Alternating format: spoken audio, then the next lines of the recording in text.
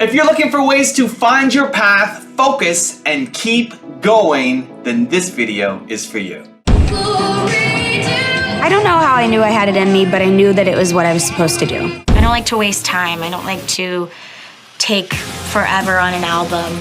I thought, I want to take a break, but then I got nominated for a Grammy, and I felt like it was God's way of saying, like, you're on the right path, don't take a break, keep going. Need motivation? Watch your top 10 with Believe Nation. What's up? It's Evan. My one word is believe, and I believe in you. I believe you have an amazing gift inside you that I want to see explode out to the world. So let's get your motivation to a 10 and get you believing in you. Grab a snack and chew in today's lessons from a woman who grew up having an eating disorder and being bullied so badly by her schoolmates that she asked to be homeschooled, to having 5 albums hit gold in the US and setting a Guinness Book of World Records for being the youngest ever judge on the X Factor TV show. She's Demi Lovato, and here's my take on her top 10 rules of success. Enjoy!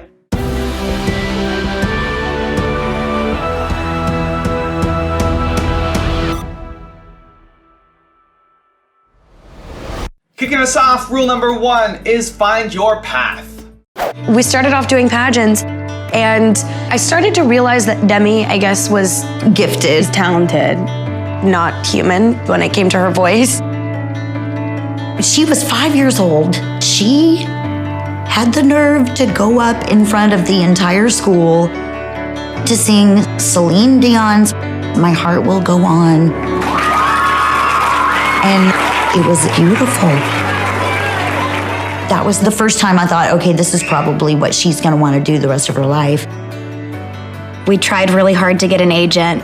We couldn't get an agent. It was auditions like all the time. I just remember a lot of auditions and a lot of car rides. I have so many memories of Demi getting a phone call and then not getting the job.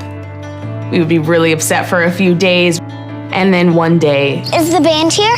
Not yet. She got Barney. After I booked Barney, I was constantly working on music and acting. I was taking lessons any chance that I could. Demi, good luck. I love you. Have fun. We had been working really hard at it since the pageant days and all of the headshots and lessons. When Demi walked in the room, I knew she was a flat-out entertainer. She was standing by my piano, and she said, "Can I sing for you?" And I said, "You bet you can." She started this song.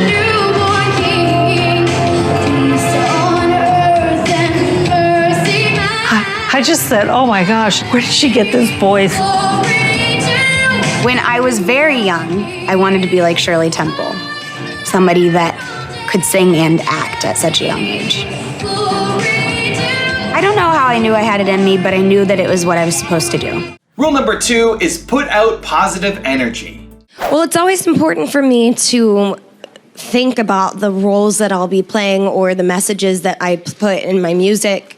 I always want there to be some sort of strength behind every song that I put out or character that I play. And I want people to feel empowered. I'm a firm believer in what you put out in the universe is what you get in return. And I put that energy out there, and I feel like that's what always comes back. Rule number 3, be driven by passion. My work ethic and my desire to create comes from, honestly, passion. I always have a goal, and I always have a dream. So whether it's, creating a song that's going to be a single, or it's going to be an album that I'm most proud of, or a really high note on my album that I really want to be able to sing, or a Grammy one day, or a nomination one day, like, I don't care, it'd be awesome. I always have passion behind it, so whatever it takes, I'm gonna work hard and just continue to follow my dreams because I have the passion behind it. Rule number 4 is focus. There are times where I only have an hour and a half to record a song or just to finish writing a song. I don't like to waste time. I don't like to take forever on an album. For Heart Attack, Demi took a look at the lyric and she's really trying to focus in right from the beginning and say, there's a guy, and this is how I feel about him. And by the time you get to that first chorus, you know exactly how I feel. So she really focused in, those ideas, made the song really pop. It's all about prioritizing things in your life. When I was doing X Factor at the same time, I knew that X Factor at that point became a priority. I feel like I work best when I focus on one thing at a time. Rule number 5, be authentic. I think I was so focused on the album Confident, I wanted those radio hits. Like, that's what my intention was. Like, I was working with the producers that create the radio hits for people, and I wanted songs that people would sing at my concert and know every word to, even if they weren't a fan of mine. Yeah. And I think I put that in front of the actual music. And I had a moment where I realized that's not who I am. I want to make music that represents me and is authentic to who I am. And that's what I created with this album. Rule number 6 is follow your gut. So fill us in. Open up your mind. Like, where are your thoughts? Where's your head at? My thoughts are, it's always been about heartbreak or struggles. And when they think of my music, they think it's heavy. And I just want to break that mold. Sorry Not Sorry is lighter. And I think that's a part of me that nobody's seen before. I just want you to feel supported to make the decision that you feel best about. I feel like coming out with a song that's fun, that I'm passionate about, it just feels right to me. I follow my gut. My gut told me to choose Sorry Not Sorry as my first single, and I did. And I believed in it from day one, when other people thought that it shouldn't be the first single, but I knew that it should. Rule number 7, keep going. Demi, what made you change your mind about taking a break this year? Well, not only did I not want to let the haters win, I wanted to continue to share stuff with my fans, and I started working on a project that I was really proud of, but I got really discouraged, and I, went through a period of time where I just felt like the media was kind of attacking me for certain, whenever I would tweet or things I'd say in interviews, and I just felt overwhelmed, and so I thought, I want to take a break, but then I got nominated for a Grammy, and I felt like it was God's way of saying, you're on the right path, don't take a break, keep going. So No time for a break. Well, it's not that there's no time, it's just I chose not to because I felt inspired. Rule number 8, pour your heart into your work. I think that my music has always had emotional weight to it. I've just always poured my heart and soul into whatever I'm doing, whether it's writing a book or performing on stage or recording in the studio or writing songs. I'm just always making sure that I'm pouring all of my emotions out into whatever I'm doing. Rule number 9, my personal favorite, inspire. When I look back at my life, I feel like if I didn't have music, I don't know what I would have. I have my friends and my family, but music gave me a purpose when I was bullied in school. It gave me the motivation to keep going and prove to everyone that didn't believe in me that I was going to be something someday. I look back and I look at someone who slept 18 hours a day, used drugs every day, and then you see someone today who's inspired to make better music, to talk about her own story, to help other people, and to make the world a better place. And that's a miracle. She has lived through a lot of stuff, and she tries to put that stuff into her art because she's so authentic, and that's why people love her. She doesn't come in and go, well, I need a hit. She comes in with a passion for, this is how I'm feeling right now, and this is how the people that I know listen to my music are feeling. There's other great singers out there, but Demi's voice is Demi's voice, and Demi's attitude is Demi's attitude. Everything I need is standing right in front of me. I know that we will be alright, yeah.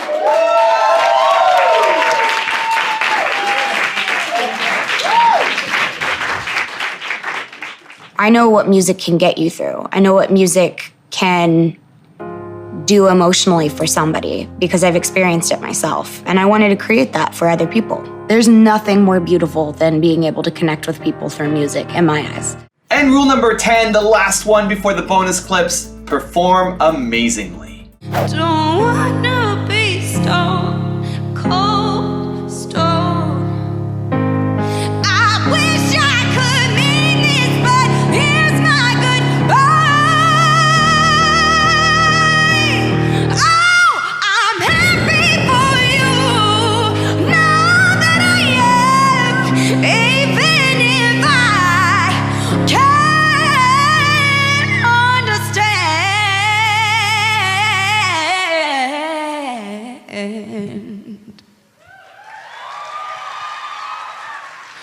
If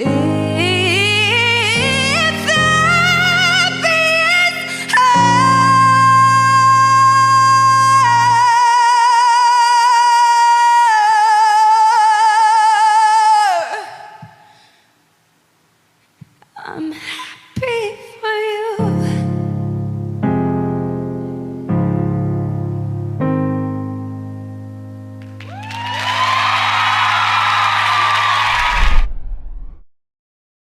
Now I've got some special Demi Lovato bonus clips for you, but before getting to those, my question of the day relates to rule number 6 for her, which was follow your gut. I want to know, do you make decisions based off of your gut, or do you think them through? Are you logical? Are you emotional? I'd love to hear from you. Leave it down in the comments below. Thank you guys so much for watching. I believe in you. I hope you continue to believe in yourself and whatever your one word is. Much love. I'll see you soon, and enjoy the bonus clips. What advice can you give us about being confident in ourselves? The advice I can give you would be, sometimes you have to just look yourself in the mirror and say, I'm beautiful, I'm beautiful, I'm beautiful, or you're beautiful if you're looking in the mirror. And you have to do small things like gratitude lists and things that are positive, and that'll help you become more confident in yourself and just more grateful, and your perspective on life and yourself will change. Just even daily affirmations. I love it. Daily affirmations. What is it about you that makes you a good collaborator? I am very honest, so if I don't like what you're saying, I will tell you. How am I doing so far? Oh, you're sorry. doing great. Okay, good. All right. But Just checking. if I'm writing with you and I don't like the lyric necessarily that you're putting together, I can say, well, can we say it like this, or can we do it this way? And I'm not the type of person that makes everybody write for them. Like, I really get involved in the writing process, and I also am the one that has the stories to tell, and I lay out my heart and soul in the studio. It's like therapeutic for me, and I share that with the producers and the songwriters, and then we put together a song that ends up being on an album that ends up being performed in a Grammy museum and an awesome day like this. If you, obviously, a lot of young girls are looking at you and seeing that you went through stuff that maybe they're going through right now. And how can you, in a quick soundbite, how do you talk to those girls and say, you know, what advice do you have for them? Well, one of the reasons why I became so outspoken when I decided to come out of treatment and talk about my issues was because when I grew up and I was dealing with the pressures to be thin, it was the time in the tabloids when very, very skinny girls were on the cover of every magazine. And that's what I was looking up to. So that's what I had to idolize. I don't want that for young girls to idolize. No. So unhealthy. It is. It's very unhealthy. And there was nobody out there for me to look at and say, you know what, maybe this is unhealthy. Maybe starving myself isn't the answer. So I want to be that for a 13-year-old girl at home deciding whether or not to eat dinner, or a 18-year-old girl deciding whether or not to keep her breakfast down. You know, there needs to be a role model out there. And for the first time in my life, I actually feel like one. So let me give you the one-word secret to happiness. One word. This is all you need to be happy. The most important word ever. If you had to think of one word that's most important to you, or that sums you up, or that would be kind of like a little beacon. Hey Believe Nation, if you want to know what the most important one word is for Tony Robbins, Gary Vaynerchuk, Oprah Winfrey, will.i.am, and Howard Schultz, I have a very special secret video for you. Check the description for details.